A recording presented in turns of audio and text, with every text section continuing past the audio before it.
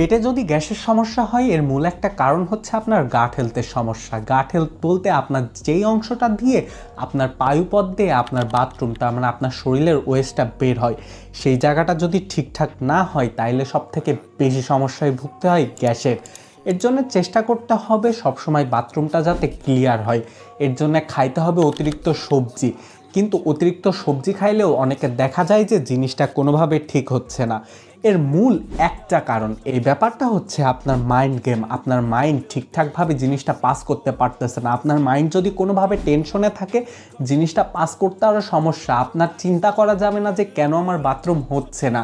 আপনার যখন বাথরুমের চিন্তাভাবনা থাকবে আপনি অন্য কিছু নিয়ে চিন্তা করবেন, তখন দেখবেন আপনার বাথরুমটা ঠিকঠাক হচ্ছে।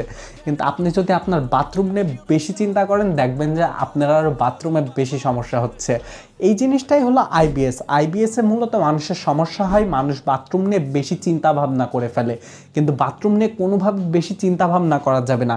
আপনাকে জিনিসটা নিজের গতিতে নিজের মাইন্ডের উপর ছেড়ে দিতে হবে যে এইটা হবে। অন্য কিছু নিয়ে চিন্তা করুন ওই টাইমে, বাথরুমে একটু বেশি টাইম দিন, কিন্তু অন্য কিছু নিয়ে চিন্তা করুন, দেখবেন আপনার পেটটা অটোমেটিক ক্লিয়ার হয়ে যাচ্ছে। কিন্তু বাথরুম নিয়ে যদি আপনি চিন্তা করেন দেখবেন যে ওই বাথরুমটা হচ্ছে না।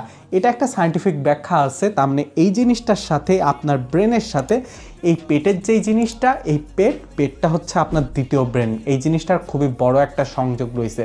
তাই বাথরুম করার জন্য খুব বেশি চিন্তা ভাবনা করবেন না, অল্প একটু ব্যায়াম করবেন, সবজি টবজি খাবেন, কম চিন্তা ভাবনা করে বাথরুমে যাবেন, আপনার পেট অটোমেটিক ক্লিয়ার হবে।